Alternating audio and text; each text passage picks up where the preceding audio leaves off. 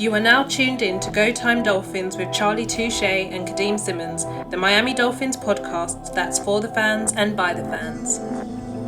Gotta make them lose their mind when it's your time. And it's show time. Going all out when it's go time. I ain't wasting no time. Gotta make them lose their mind when it's show time. Cause it's your time. Lay it on the line when it's go time. Don't waste no time.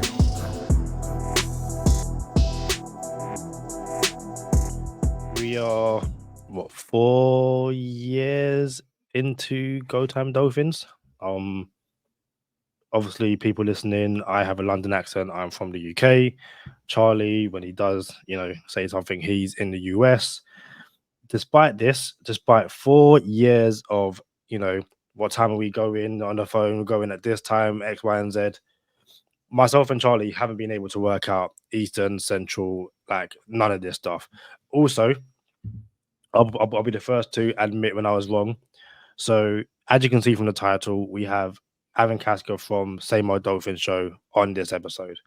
When trying to get this episode planned, we knew it was just going to be Aaron and not Josh. So I told Charlie, it's Aaron, but not Josh. When we then set up the time, I said, this is from Josh. So when Charlie said to me the other night, I thought we got Josh. I was like, no, we got Aaron. And I said we got Aaron, but that was on me. I said it was from Josh. It's going to be a lot of Aaron, not Josh, a lot of different time zones, all that kind of stuff. Before we delve into all of that, Charlie, how are you?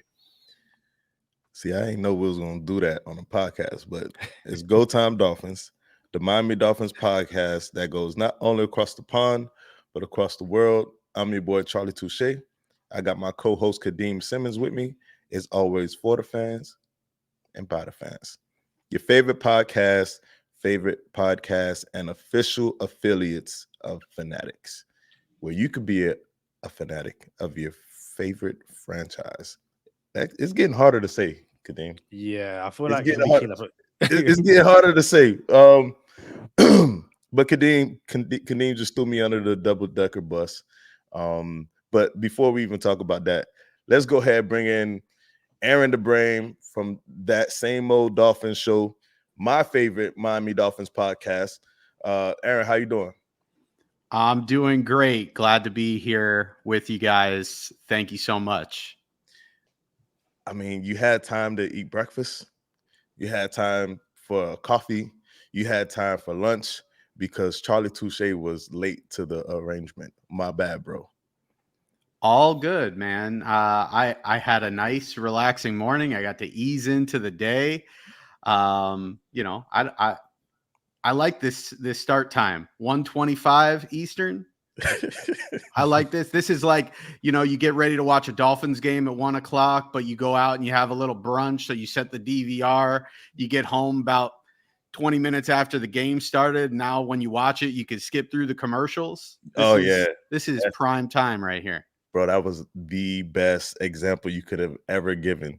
That's what I do with my series and shows, or if I watch Survivor or something like that. I got to record it, fast forward through it. The kids might not know what fast forward means. I know, we had VHS back in the day, you know what I'm saying? Be kind, please rewind, right? So, great movie, Jack Black. So Kadeem was right. He was accurate, you know what I'm saying? We had and I'll just touch on it a little bit. We had a little time zone snafu. But I told Aaron the Brain off air, I'm like, yo, I got 9 hours of sleep, bro. I'm feeling real healthy. If it's any consolation, it is consolation. You know what I'm saying? I was about to say, you know what I'm saying? Consultation. But if it is any consolation, I got 9 hours of sleep. And I set my alarm for 12 o'clock to be ready for 1. So that's the craziest thing, because had I got the time right, I could have just set it for an hour earlier and still been on time with 8 hours of sleep like a regular human. But Aaron the Brain, nonetheless, is here, is live, and is ready. But we're not live, but is ready. And we're going to chop it up about quarterbacks. And the Miami Dolphins quarterback just got paid, got the bag, went to Alabama, got hurt. Looked like he had a career-ending injury, comes out, gets drafted by the Dolphins, plays in his sixth game of the season, something like that. It was the bye week, after the bye week. I don't know what week it was, but anywhere from like 4 to 7. I guess it was 6 or 7. But first drop back is against the Rams and gets dug into the ground. First pass, and he sits up like this. You can't be serious, bro. Like, we were talking about not letting me get touched, and he gets hit like extremely hard. I can't remember who hit him. It wasn't Aaron Donald, but and then it was the roller coaster of getting pulled for Ryan Fitzpatrick, being put back in for Ryan Fitzpatrick. And I think every single Dolphins fan, including Tua himself, wondered, do I still got it? Am I tripping? Am I a starting quarterback in the NFL? And then Coach Mike McDaniel comes on the scene, and it is apparent that we have a franchise quarterback, and he just got paid. Aaron Katzker, Aaron the Brain. Did we get it right with Tua as far as paying him and how much he got paid, and should we not have paid him and all the stuff? You know what I'm saying? How do you feel about the contract? I was actually just looking over the contract when the news first broke. You know, you get the way it's reported, which is $53.1 million per year at the time, largest 4-year extension in history. Of course, a few hours later, Jordan Love gets his contract, which is also a 4-year extension, and he's at $55 million a year. Regardless, you look at the annual per year, or the average per year, and you see, fourth highest paid on a per year basis, and you think, okay, he definitely got in the neighborhood where he was hoping and where he should. But also, the Dolphins played a little bit of hardball. They didn't give him the Trevor Lawrence deal, so there's like, okay, that's a win. But you wanted to see, all right, how is this contract really structured? When do they get out of it? When are there potential off ramps and everything? And I'm no expert on the contract stuff, but I have probably more knowledge than most, I would say.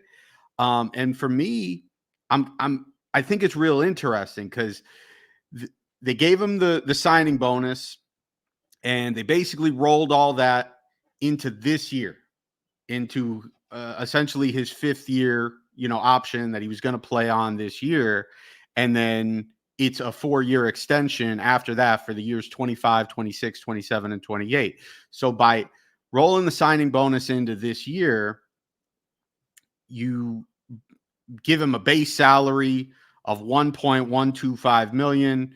You prorate the signing bonus out for the life of the contract, which is essentially a 5-year deal, so that's 8.4 against the cap. So you end up with a $9.5 million cap hit, as opposed to a cap hit of over $23 million. So it saves you somewhere in the neighborhood of like $13.5–14 million against the cap this year. So it frees up a lot of cap this year.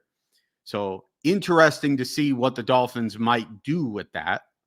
If they decide, they want to put some extra money into Tyreek Hill's contract for this year, it would seem like now they have a lot of flexibility to do that. If they wanted to give Javon Holland a new deal and give him a big time signing bonus, which would actually raise his cap number for this year, that might be something that they could do. I highly doubt that they're going to go out and make any like significant or big time pricey free agent signings, but I guess, they've got the flexibility to do that. And then you also have the cap space that, that you don't use that can be rolled over into next year. But that's where it gets interesting, is because I thought the Dolphins would do more of the traditional move that teams tend to do, which is backload these contracts so that you don't have the big cap numbers until you get 3-4 years into the deal. But the Dolphins look like they've actually front loaded the deal. From a cash breakdown, And from a cap breakdown, he's getting $43.1 million this year because that's his signing bonus plus his base salary. And then next year, he's getting over $51 million in cash. And so his cap space, when you add in the signing bonus that's been prorated, is going to be over $59 million as a cap number next year. And then the following year, which is the second year of the extension, third total year of the deal, he's getting $55 million in cash. And his cap number is over $63 million. And so the pro of that is that his cash after that goes way down.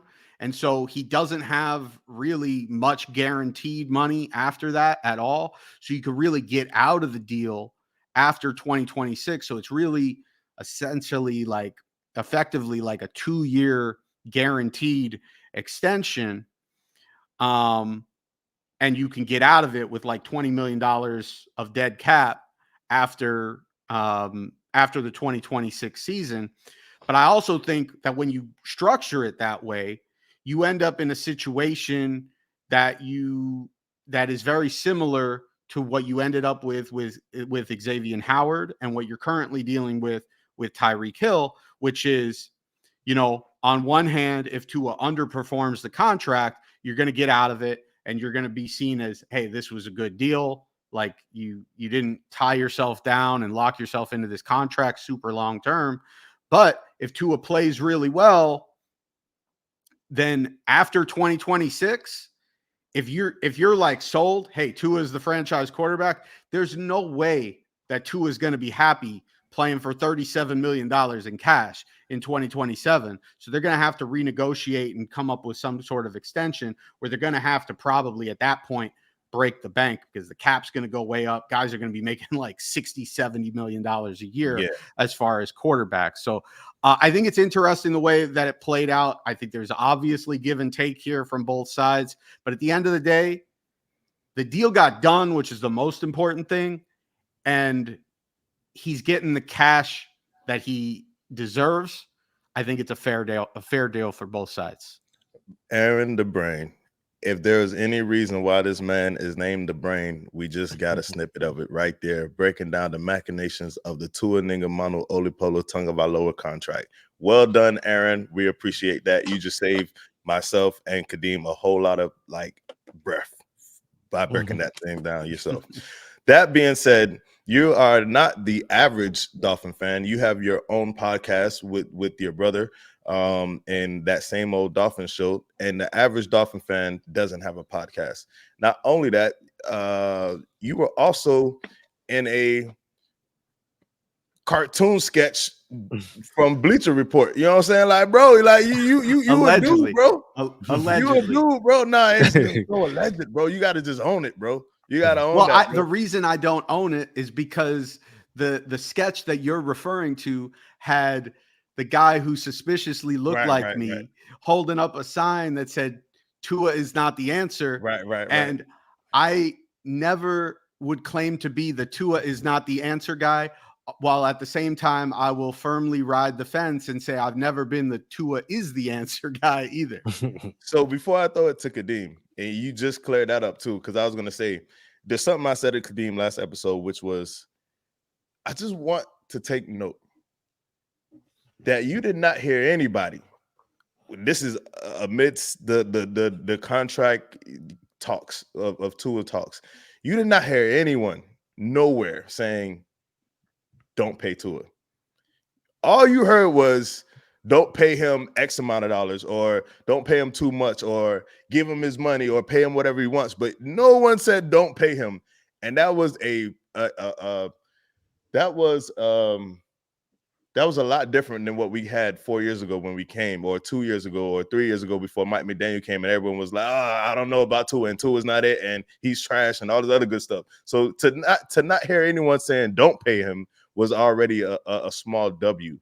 And the way you broke down the contract, there's only a couple people off the top of my head. By the way, Miami Dolphins front office did their thing with this contract. and someone hit my phone, and I'm not gonna say who it is because I don't appreciate how they said it.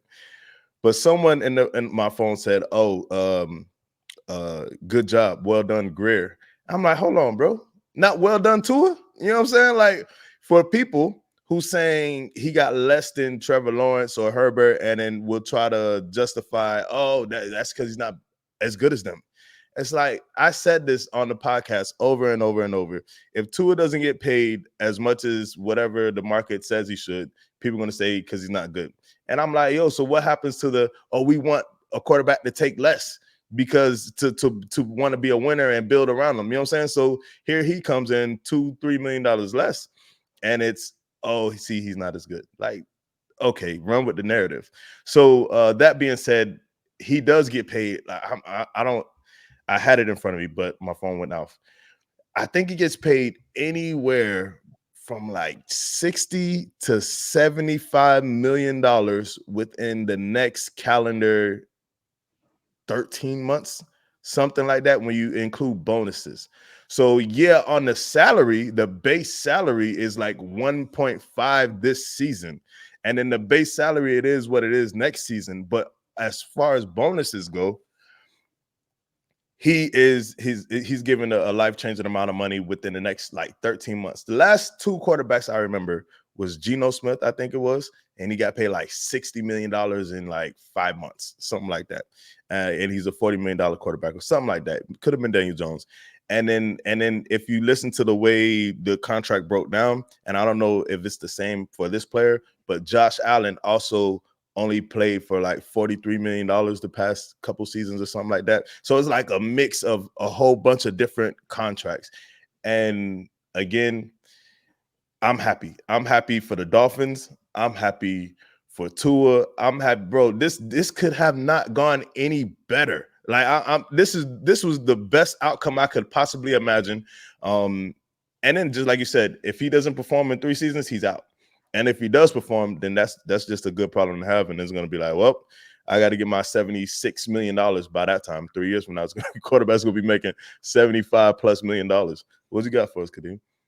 Well, it's something that that Aaron mentioned. Obviously, the belief over the last few weeks was who was going to get paid first, Jordan Love or Tua, and there became a point at the start of the week where it sounded like Jordan Love was not only going to get paid first, but going to become the highest paid quarterback in the NFL. Like, there was these rumors that the Love deal was done, all this kind of stuff. Now, granted, both Love and Tua are represented by athletes first. So And same, Dak as yeah. well.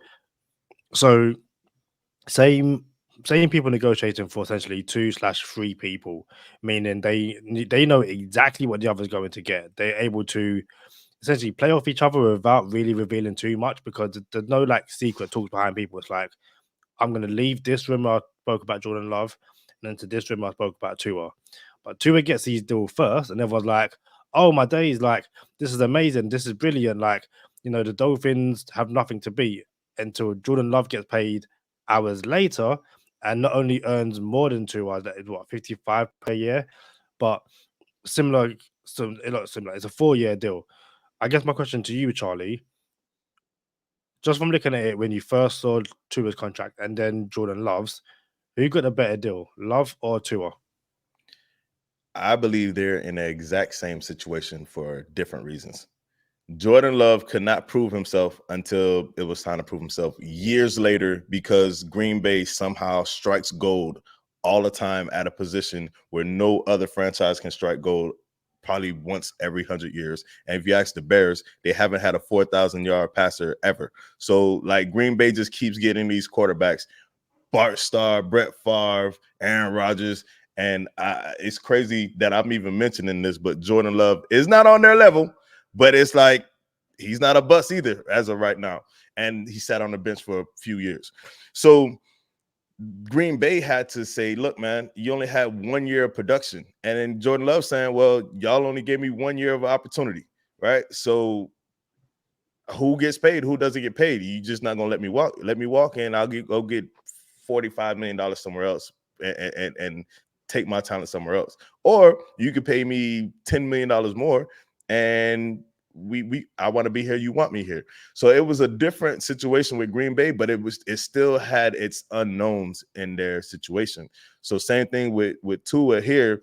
I don't think there's unknowns. I just think there's other things, other variables, like, okay, Dolphins are going to say health, and that's all I got. You know what I'm saying? Like, I like Tua. You know what I'm saying? So if someone, for conversation purposes and negotiation purposes, are going to bring down the negatives and the pros and the cons, whatever, I'm okay with them bringing up health. But maybe someone said, hey, man, I guarantee no one in the building say, yeah, but your deep ball is not as good as we want it to be. No one said that. You feel me? In the building. So the contracts are similar because of that. Not only that, they're represented by the same people.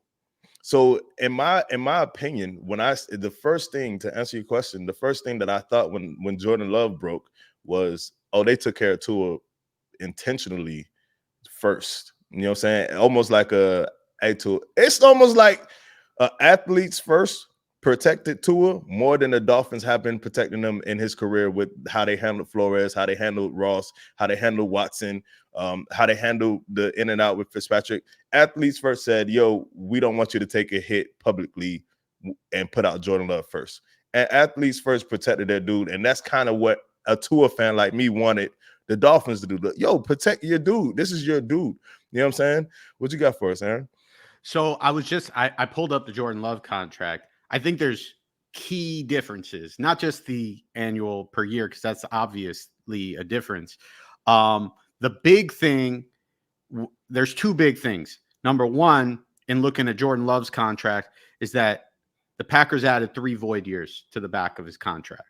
By doing that, they also gave him a much heftier signing bonus. He got a $75 million signing bonus. Tua got a $42 million signing bonus. But because his signing bonus was so much higher, that when it's prorated out, it's like $16.7 million a year. They also, added on these extra void years onto the back of the contract, where they put in, they kind of did some funny stuff where they didn't prorate the signing bonus out for the full life of those void years, but they did like these little team option bonuses. But by doing that, there's a lot of funny money at the back end of Jordan Love's contract. And so when you look at the cap hits on Jordan Love's contract, Jordan Love doesn't hit, his 2024 cap hit's going to be 20.7. His 2025 cap hit's going to be just shy of 30. His 2026 cap hit's going to be a little over 36. And then his 2027 cap hit is a little over 42K, or a little over 42 million. Whereas with Tua, next year, his cap hit is scheduled to be $59.4 million. So what Green Bay has done by putting out void years, they've lowered the cap responsibility from a year-to-year basis, which gives them a lot more flexibility to build the rest of their roster. But I did just notice another thing with Tua. In 2025, next year, he's got a $25 million roster bonus that is guaranteed. But because they put that in a roster bonus, if the Dolphins want to restructure his contract after this year, they can do that, and they could put $25 million of that roster. They could take that full roster bonus, put it into his base salary, and basically, or put it into, like, they could prorate it out.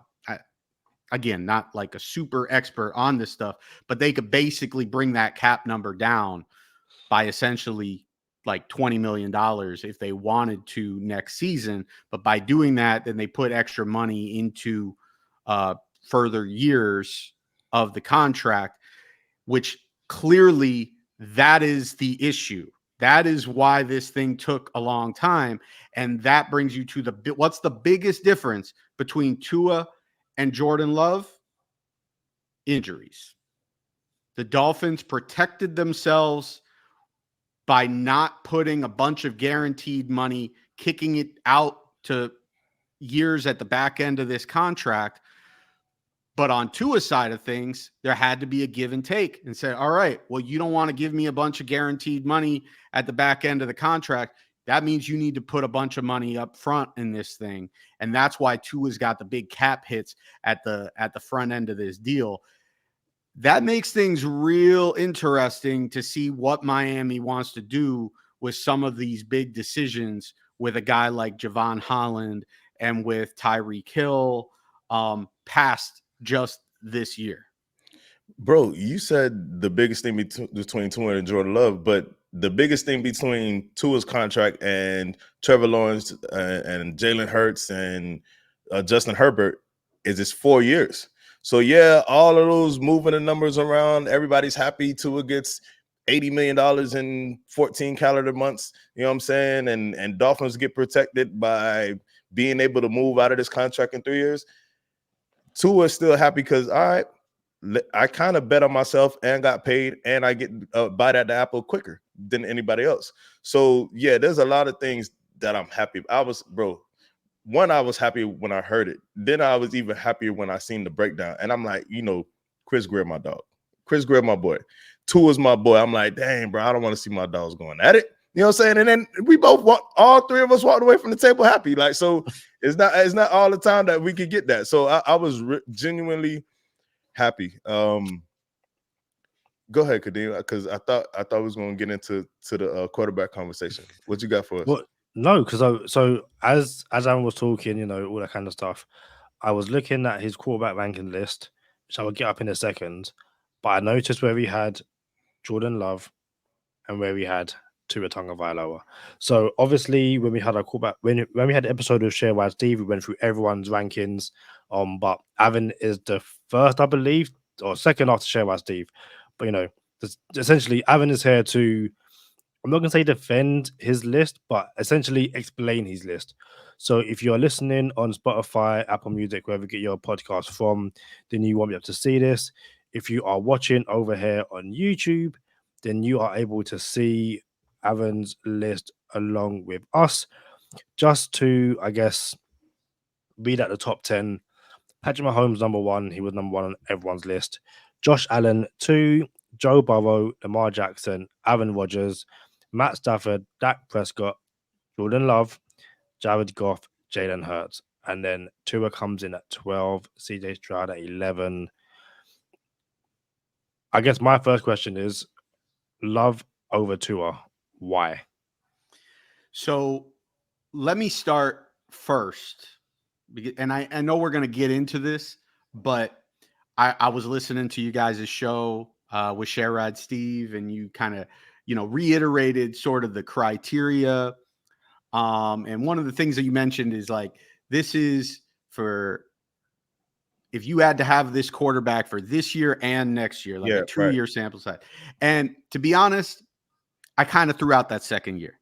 I said, like, whether I'm following the rules or not, like the way I put this list together is if I had to have a quarterback for this season, this was my ranking.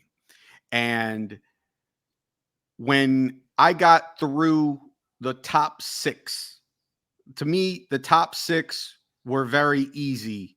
To me, Matt Stafford, I was down on him last year because I thought he was done. I thought the reports of his like elbow injury came out, and I thought, oh, he's old. He's got this elbow injury. It's like Ben Roethlisberger all over again. He's never going to be the same. And he played well.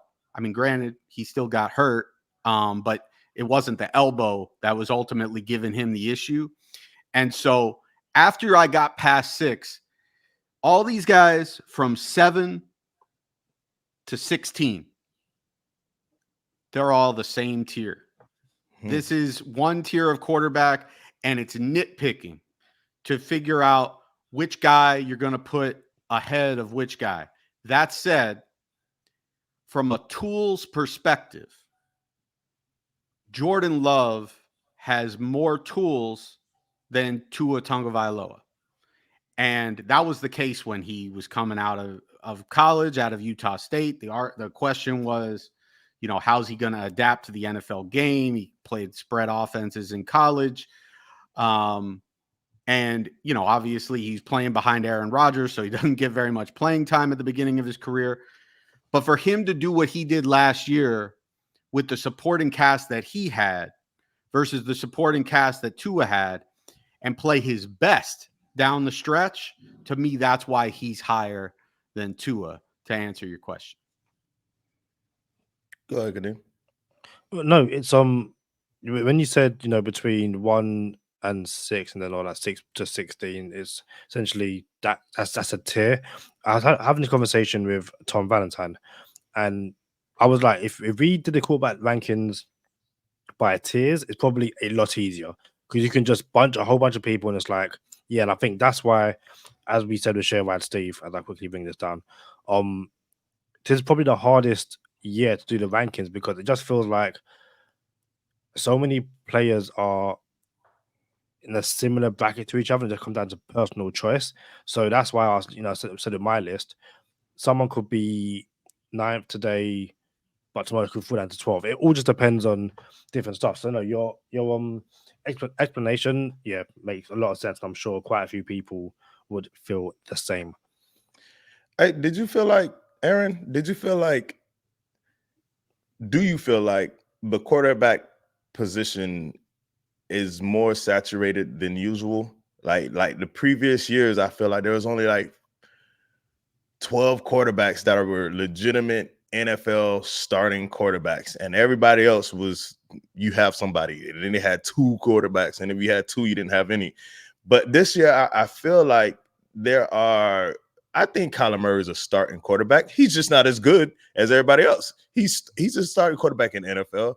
I think Kyler came in at 17 on your list. Like, you know what I'm saying? Like, I think all 3 of us here had the same opinion about Trevor Lawrence. He's fallen from grace, but he seems to be a starting quarterback in the NFL. I think we got another year before we determine that. But at the same time, do you feel like there's more starting quarterbacks in the NFL than there were before? And I'm not saying like stars or just tier 1 quarterbacks. I'm just saying, he is a respectable starting quarterback. Do you feel like there's more now than ever? Well, I think it's a combination of things that are happening. I think in general, there has always been, no matter what era you've looked at, there's always been a handful of guys that are the top tier. And then there are, it's sort of like a bell curve, like standard deviations or whatever, not to get too mathematical on you guys, but you're going to have a top tier of like a handful of guys, which is usually like 3 to 5 guys. And then the middle tiers is like the majority of the league as far as starting quarterbacks. You're going to have, probably about 20 quarterbacks in that second and third tier. And then you get to like the below average quarterbacks. I think the difference, there's 2 differences right now than there has been in years in the past. Number one is that the rules have catered so much to the offense that you can win with good quarterbacks that aren't elite, and that good quarterbacks that maybe have limitations, you can build the offense around them and still have a very good offense that you can win a Super Bowl with. Whereas maybe 20 years ago, it was a lot harder to do that. Certainly 30 years ago, it was a lot harder to do that. And more, it's become easier to win with those second and third tier quarterbacks. The other thing is that these guys are lasting longer. So like a guy like Aaron Rodgers and Matthew Stafford playing into their late 30s or 40, Tom Brady, before he retires, playing into his 40s and still playing at a high level so late in their career. That means you've got higher level quarterback play from more guys, just simply because, these younger guys are coming in and they're playing at a high level. And instead of kicking out those, older guys, those older guys are still staying at that level because they're playing at a high level longer. And so, yeah, I do kind of feel like it's more saturated because of that. And that does make it harder to rank. But at the same time, I don't think there are a higher percentage of elite quarterbacks. I just think there's more good and solid quarterbacks than maybe we've had over the past 5 to 10 years. What was it, if I can, Kadeem, what was it? Or what is it? Because, and I think this is the consensus. It's 10 people from 10 different walks of life. We tap into and get their list. And I'm pretty sure, and you can correct me if I'm wrong, but I'm pretty sure you and Josh don't put your list together over the phone and say, "Oh, what do you want to do with this?" Is not the Same Old Dolphins quarterback rankings. This is the Aaron Katzker, and then there's Josh Katzker, right? But your list came in a pretty similar when it comes to these two quarterbacks that I'm about to mention, who are Trevor Lawrence and Justin Herbert. For a long time, the consensus would say, "Oh, Herbert was this, and Trevor Lawrence is the golden boy." You know what I'm saying? But according to the Aaron Katzker, can you bring that list back up one more time, Kadeem? According to Aaron Katzker, Trevor Lawrence is 16th, and Justin Herbert is 14th. What is it about the brain that said, you know what, I'm done with these excuses, or the reasons why this guy isn't winning, or the reason why Trevor Lawrence decides he doesn't want to, he just checks down all the time and he doesn't want to throw in the traffic? What was it about those two quarterbacks that you say, nah, it's time for your ranking to reflect your play? I think it's similar but different with those two guys. To answer your question, the first time I saw or heard Josh's list, we did not talk about it whatsoever. The first time I saw Josh's list was when I was listening to your episode. In fact, Kadeem, do you?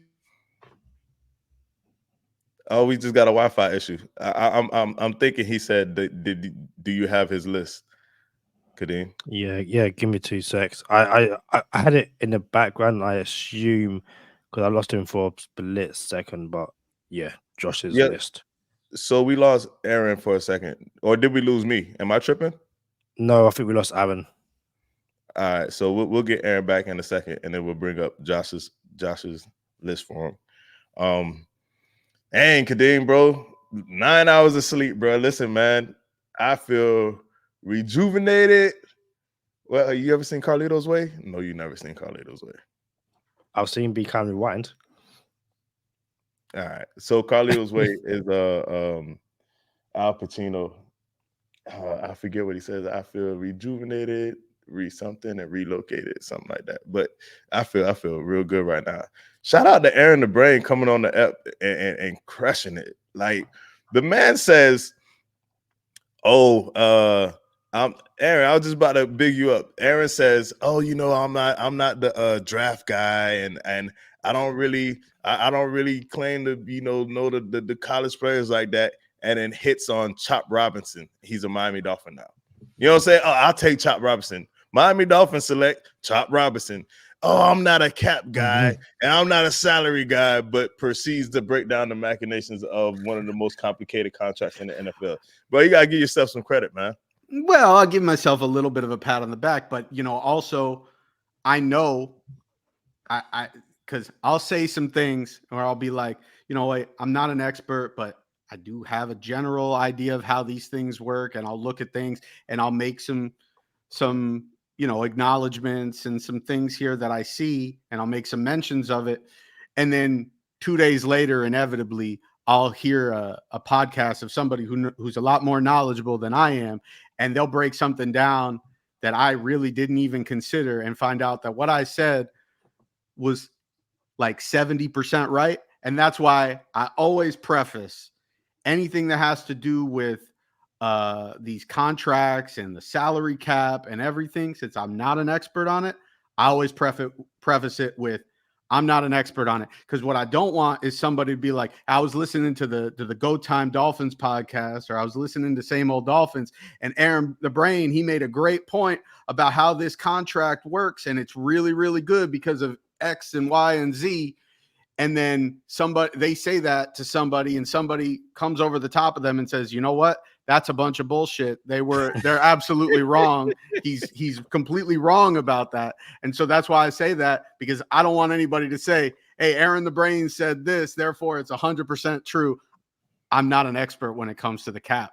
And I'm not an expert when it comes to the draft, and because I just don't watch as much college as a lot of these guys. You remember that commercial where someone said, "Are you a doctor?"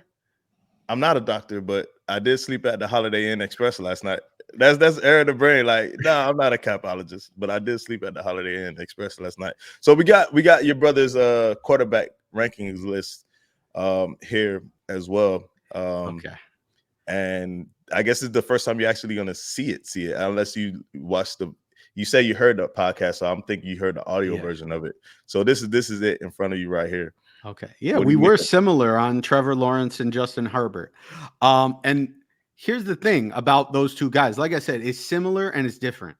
It's similar in that these two guys are prototype quarterbacks.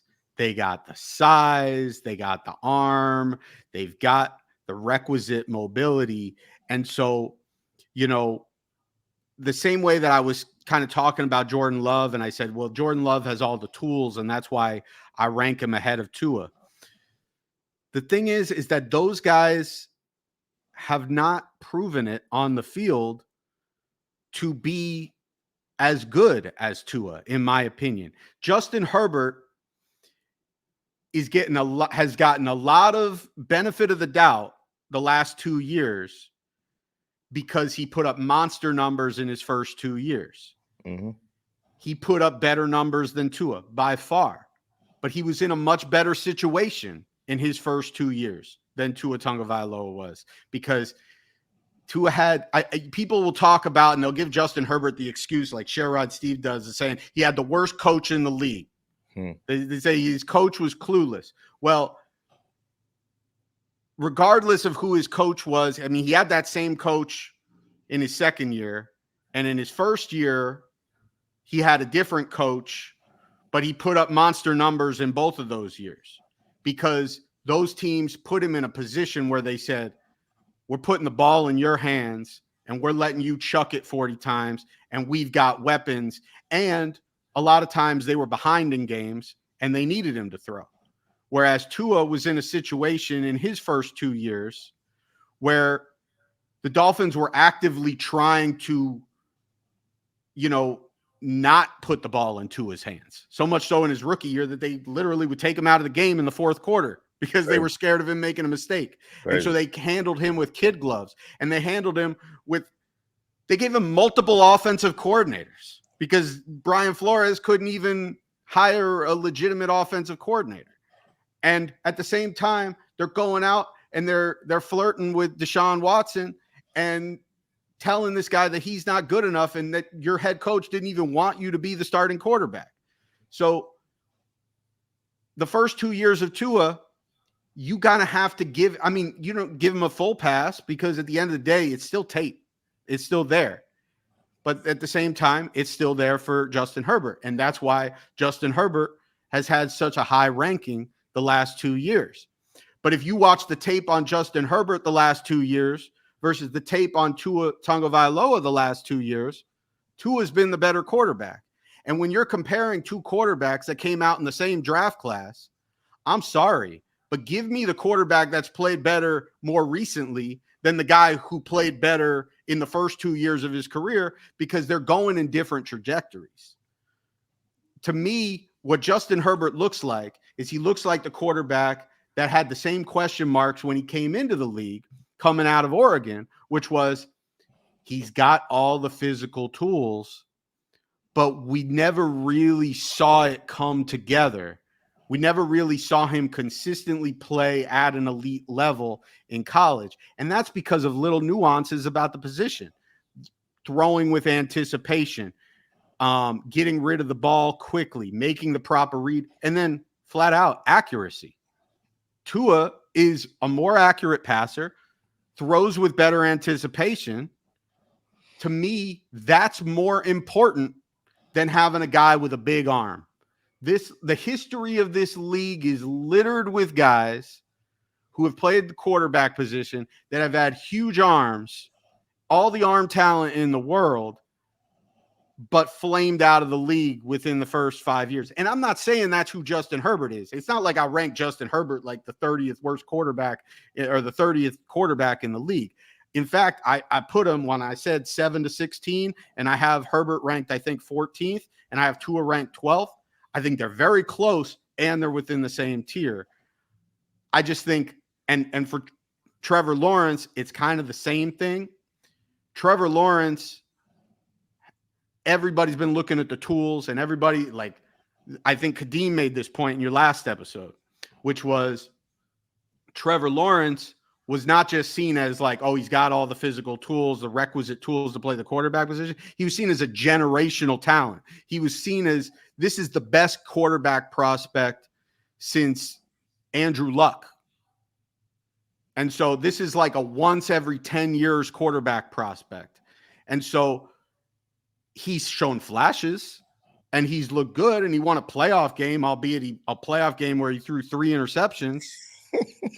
And, you know, and by the way, Justin Herbert blew a 24-point lead.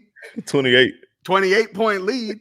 So, like, I mean, if you put Tua in that game, who knows who comes out on top?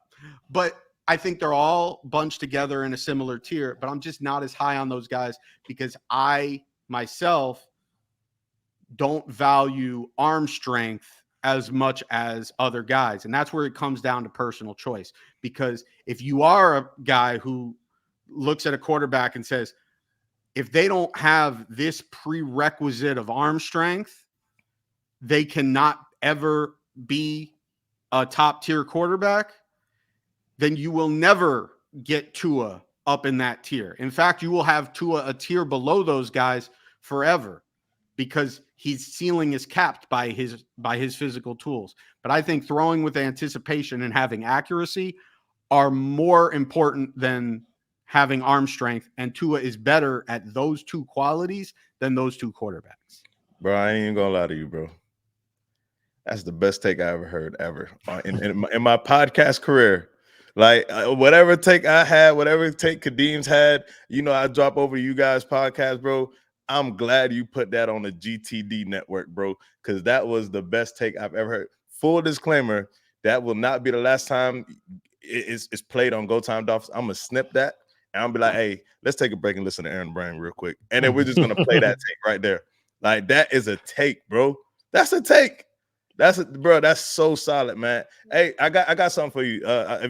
You about to say something, Kadeem? Because I was gonna go somewhere, but it's all right. Well, very quickly, I think with every passing quarterback ranking episode, we need to try and find a way where we get us all in one episode, all of us. Because I just feel like there were certain things Aaron was just saying about, you know, Tua's only going to reach a certain level if you don't believe in that, or because of his arm strength and stuff like that.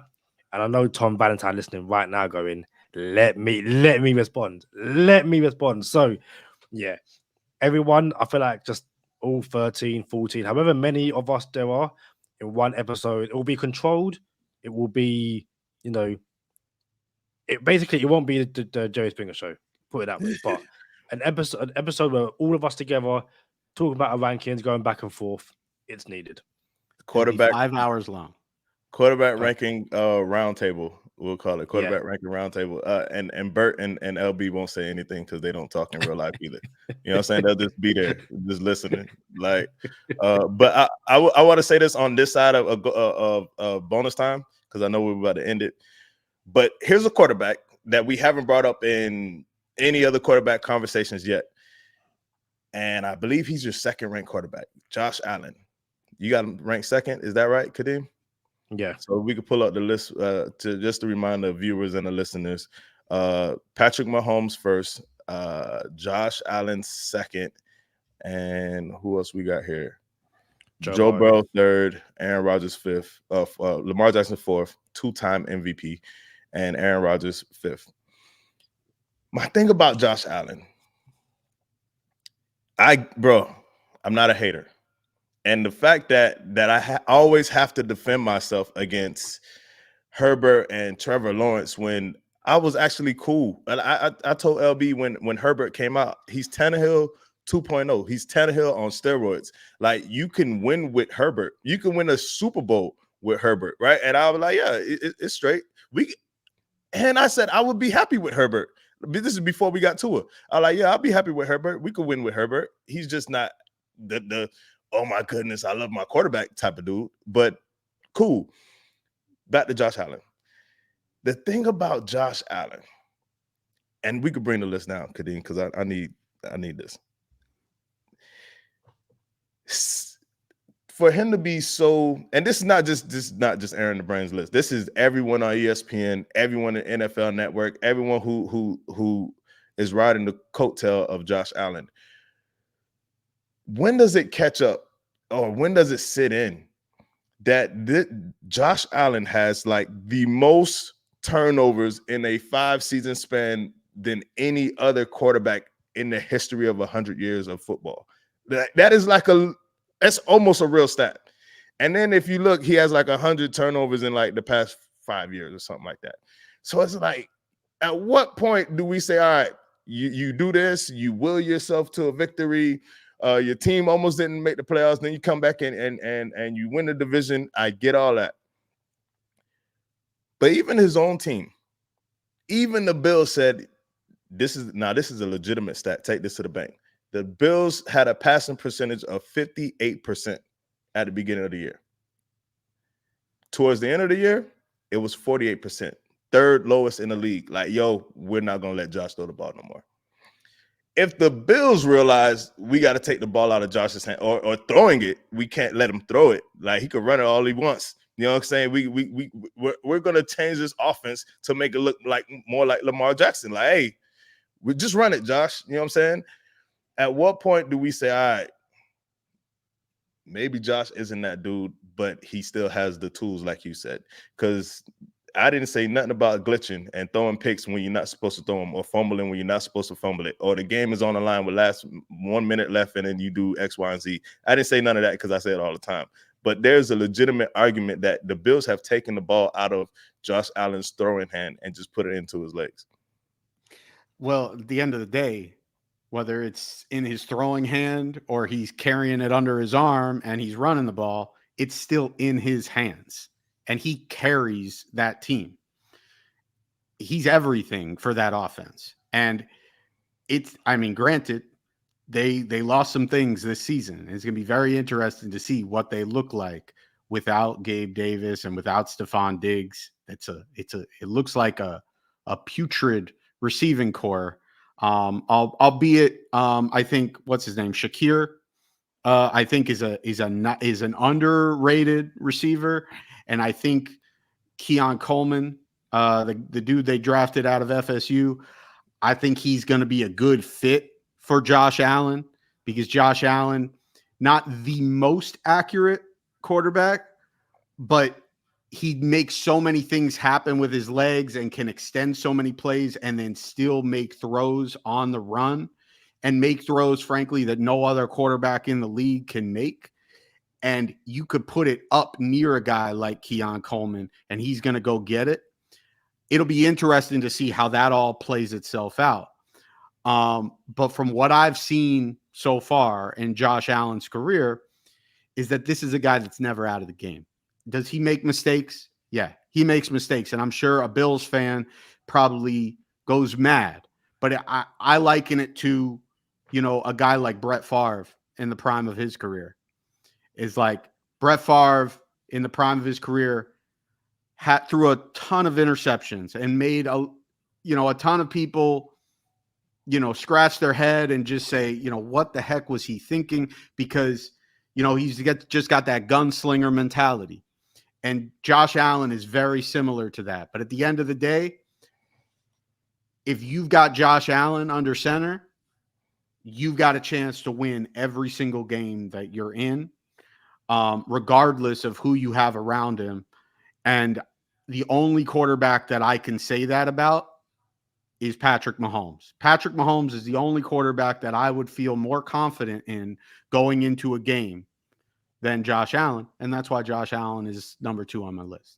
Hey, I every time the name Brett Favre is invoked on this podcast, I have to say this. There's two shows, like 1 hour shows that came out on NFL Network on Brett Favre. One was called Favre Forever, and I can't remember what the other one was. But on Favre Forever, Brett Favre is talking, and this is well after his playing years, just paying homage to the man. And he says, there was, I think he said 2 times, could have been 3, but he said there was 2 times in my career where I threw an interception. And then, the team drove or whatever, and we got the ball back. And the very next play, I threw another interception. So 2 passes in a row were picks. And he said it happened 2 or 3 times. But nonetheless, he said every time that happened, don't think I went out there and said, I got to be more careful with the ball. There was a good chance that this next pass is going to be an interception too, because I didn't think like that. He's like, yo, I'm just going out here and I'm throwing it. And no pick ever deterred me from throwing another pick. But I love Brett Favre for that. That's why he's in my top 5 of all time, man. I know we didn't do an all-time list. And Brian, you gotta come next time when we do a all-time top 10 quarterbacks of all time list. That is a conversation that'll last forever too. But we're going to get into bonus time. Brian, tell the people where they can find you. Can find me on X or Twitter, whatever you want to call it, at Aaron the Brain. You can also follow the podcast at Same Old Dolphins, and you could always check out new episodes of the Same Old Dolphins Show on dolphinstalk.com. As we are part of their main feed on the dolphinstalk.com podcast network. And if you do follow the show and you're not aware, or if you have not followed the show and you're about to start following it, we've got some big news coming in the next couple of days. There's going to be a lot of extra content coming your way, but just be on the lookout for that. And best place to get updates on that is by following at Same Old Dolphins on Twitter. At Same Old Dolphins on Twitter. Charlie Touche's favorite Dolphins podcast. Y'all know what time it is. Stay positive, test negative. For Aaron the Brain, Kadeem Simmons, I'm Charlie Touche. Thank you for tuning in this time. Make sure you catch us next time on Go Time. Already. Gotta make them lose their mind when it's your time. And it's showtime. Going all out when it's go time. I ain't wasting no time. Gotta make them lose their mind when it's showtime. Cause it's your time. Lay it on the line when it's go time. Don't waste no time. Gotta make them lose their mind when it's your time. And it's showtime. Going all out when it's go time. I ain't wasting no time. You messed up, didn't you? I think I did. Did I I? think I think it was the make sure you catch us next time on Go Time. I don't know if that's how it's supposed to be said, but that's what came up. It sounded fine, but like he's at the end, it was like, did I mess that up? But no, I didn't say it with my chest. Like, you know what I'm saying? No. I did not say it with my chest. A quick one. So going all the way back to Tua's contract, and I guess the conversation immediately turned to who's next. Now, I feel like very quickly we've kind of seen 2 names be mentioned in terms of who's getting a contract extended next, but for 2 complete different reasons. And it seems that a lot of people are saying you extend Javon Holland, defender postcard Javon Holland. He has no more years after this year. You can't 5th year option him. You could tag him, but I feel like a lot of people want Holland to be extended. But I've seen people say the best way to get Holland extended is to rework Tyreek Hill's deal and kind of move some money around, and you do Hill first to get to Holland. Now, we'll start with you, Aaron. 1, who do you think gets paid next? And 2, I know you addressed this on your own show, but 2, does Hill's restructure make it easier to get Holland done, if that makes sense? I don't think they're dependent on each other. I think the Dolphins would like to get a deal done with Holland. The issue is, especially when you look at this Tua deal, is how do you structure it? And I think now knowing what the Tua deal looks like, if they're going to extend, they can't franchise him. There's just no way. I was thinking that was a possibility, but now looking at this and looking at Tua having a cap number of $59 million next year, there's just no way that you're gonna franchise Javon Holland and pay him, even if the cap number for safety at the time is like maybe like 14 million. I can't see it. And maybe if they move some things around, if they really give Tyreek a contract extension, then maybe I could see them franchising Javon Holland if they can't come to a long-term agreement. What I think the most likely scenario is if they can come to an agreement with Javon Holland and the number is fair for both sides, it comes in less than or right around the same as the Xavier McKinney number, and it's like a 5-year extension, and you can backload that so that the first couple of years of the deal, the cap number is manageable, then I think they might be able to work with that. But I don't know that they necessarily want to pay that much for a safety anyway. In which case, I don't think the deal will get done regardless. And then if it's as far as Tyreek, now that they freed up all of this cap space for this year, it would seem very easy to me, especially given that Tyreek has come in good faith. He said, I'm not trying to force myself out of Miami. I want to be here. I'm not holding out. I'm not even holding in.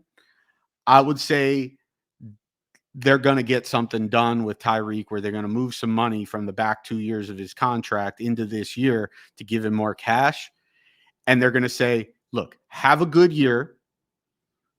Don't do anything stupid off the field. And we will revisit this in the off season. And then I think he's got a chance to get a contract extension at the next off season. I don't think he's getting any kind of contract extension before this season.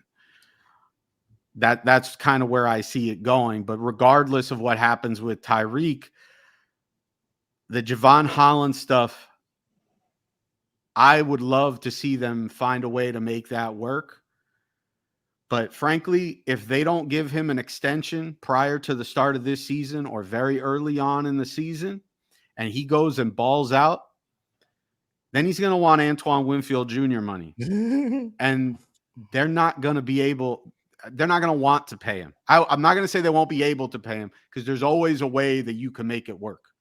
But with having the Tua deal done, especially if you're going to rework Tyreek and then extend him and have a bunch of money committed to him, you already committed a bunch of money to Jalen Waddle. Jalen Phillips is the next one coming down the pike. He's at a premium position. You're definitely, you want to make sure that he's healthy and that he's playing at a high level this year. But I think he's going to take precedence over Javon Holland just simply because of the position. And so I think the Javon Holland thing is going to go much the same way that the Christian Wilkins thing went. Tuesdays 24, Antoine Winfield Jr. and Tuesdays 24, Javon Holland. So here's the thing. Conor McGregor said this.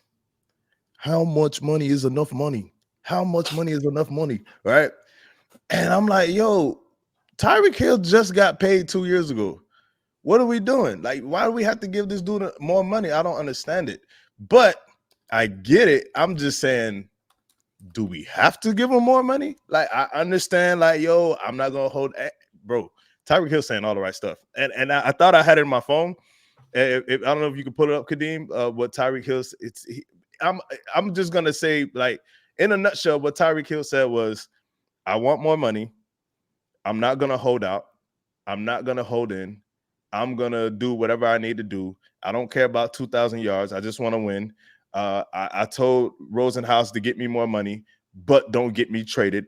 I want to be in Miami for the rest of my career. Bro, that's what, yo, I appreciate that. That is respect 101. And from the Dolphins' point of view, if it's me, I need to be like, I hear you. I appreciate that. but I got to prioritize by priorities.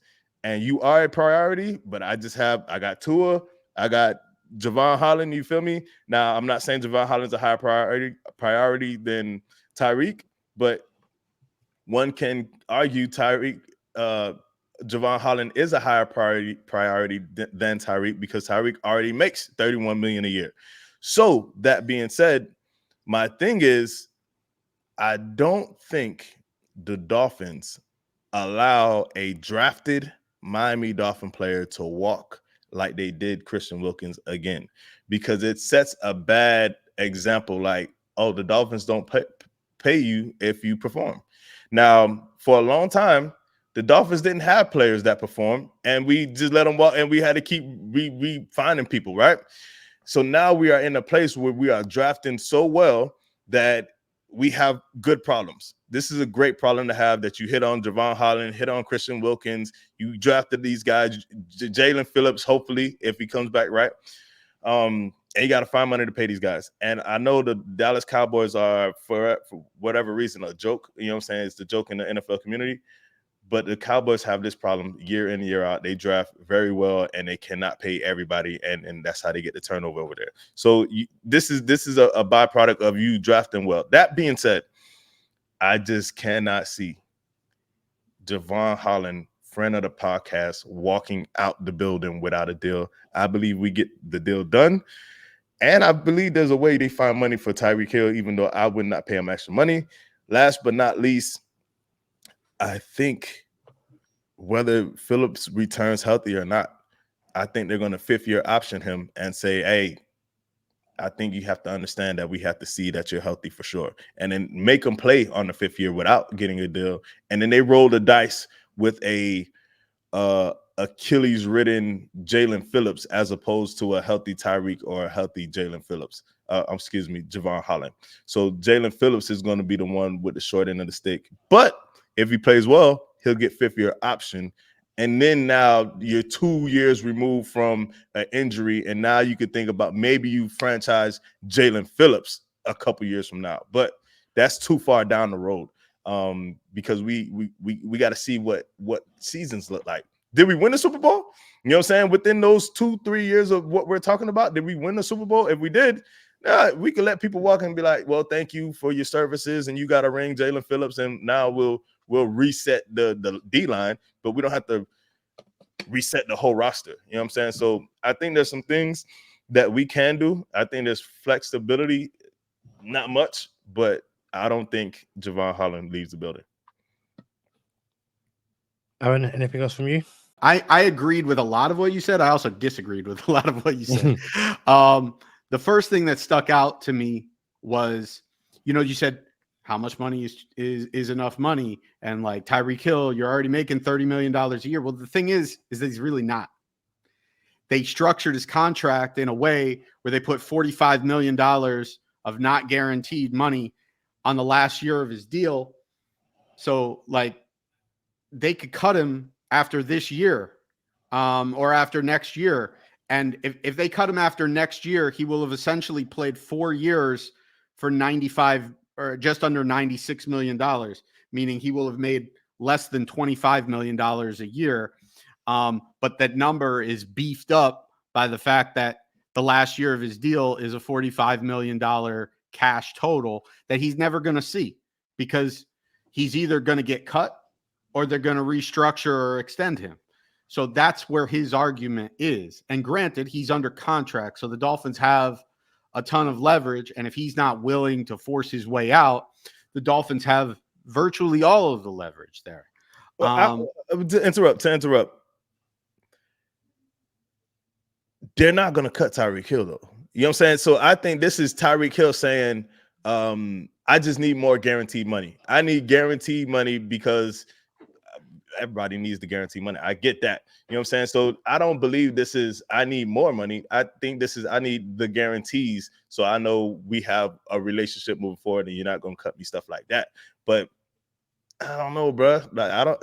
But it has to make sense from a cap perspective, because, if they go out and they just guarantee his money for 2026, then he's looking at a $56 million cap number in 2026.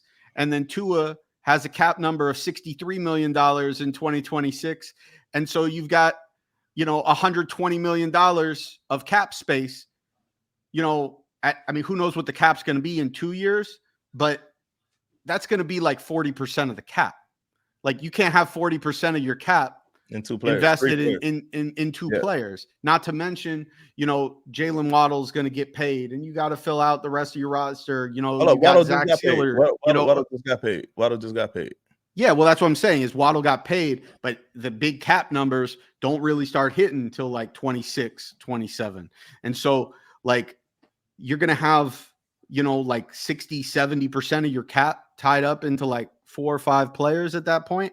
Like it's got to make sense. And then like to the same point, when you bring up Jalen Phillips, I agree that I'm not in a rush to extend Jalen Phillips right now because he's coming off of an Achilles injury and he hasn't played it down yet. But you've already got him signed for his 5th-year option. So like that's fine. He'll play this year out. You've got time because you have him under contract for that 5th-year option. But then you're talking about a 5th-year option where his contract's going to be upwards of about $20 million on a cap number for what year? Oh, 2025, 2026, like these same years. So like if Jalen Phillips goes and if Jalen Phillips plays this year and he doesn't have a great year, then yeah, we'll pay him at the 5th-year option and make him prove it before we go out there and sign him to this huge guaranteed long-term deal. But if Jalen Phillips goes out, and even if it takes him a couple months to really rev up, if you get towards the end of the season and Jalen Phillips is playing like Jalen Phillips and he's healthy at the end of the season and there's no injury setback, then I'm absolutely extending him because then I'm reducing his cap number for 25 and 26 and I'm locking this guy up long-term because he plays. It's about the fact that he plays a premium position. And that's the same argument that I can make about as far as Tyreek Hill. That's where Javon Holland gets the short end of the stick, is that he's a safety. He's in a devalued position, even though there's a lot that he can do with that defense, and he affords you the ability to do a lot because of his versatility and his range. Well, another guy that's probably going to get a big time extension, also his running mate in the secondary, Jalen Ramsey. But Jalen Ramsey can play a shutdown corner. So he plays a more premier position. Jalen Ramsey's going to get paid, as far as priority, higher on the totem pole than Javon Holland. I think if Javon Holland's deal doesn't get done before this season and he balls out, I just think you're going to have to live with like getting a compensatory pick back for him. Hey, how good does drafting Jalen Phillips over Najee Harris look now? When the whole Dolphin community, we had Tua and Najee Harris is Tua's best friend, and then, we need a running back, Najee Harris, and then we get Jalen Phillips, and everybody's like, we blew it, and da. And to be fair, Najee Harris doesn't even look like a starting running back. And then Steelers should have went O-line, and they just now, in my opinion, fixed their O-line because they had 3 O-linemen that I wanted for the Dolphins. So they probably just fixed their O-line 3 years after drafting Najee Harris, which is crazy. But shout out to the front office for getting that part right too. That's all I got, man. Aaron, bro, I appreciate you, man. Really, really do. Thank you for being patient with my 9-hour what do they call it? Slumber. You know what I'm saying? So I appreciate you, man. Oh, we lost Aaron again. The Wi-Fi. Aaron was frozen. I was like, I didn't want to interrupt you, but I think Aaron. Yeah. But listen, we was gonna wrap it up there. So I will message him off air. But thank you for joining us. As Aaron said, make sure you go check out the Same Old Dolphins Show. Follow them, as it sounds like they have some huge things coming up in the near future. And if you haven't already, go back and I don't know why you haven't, but go back and watch our interview with Carl Ulbrich, the punter, who is currently sitting outside the Miami Dolphins facility. So go check that out. We have an extended version of the interview on Patreon. So again, if you haven't, sign up to Patreon. As you know what, let's make sure he gets to say goodbye properly. Apologies about my internet. I don't know what's going on with it today, but I appreciate you guys having me on. It's always a good time. And frankly, I could use this kind of positive reinforcement like on a weekly, if not a daily basis, with all the praise that Charlie was heaping on me for my quarterback takes. So, anytime you guys want to bring me on, I will gladly take the opportunity to have some positive reinforcement. And it's always a good time with you guys. I appreciate that. I was going to ask you like one more question, and see you off, but I'm like, you know what? That could be a whole episode. So we'll have you on again before the season starts. You know what I'm saying? Appreciate you coming back, man. Sounds good. We shall see you guys on the next one. Peace.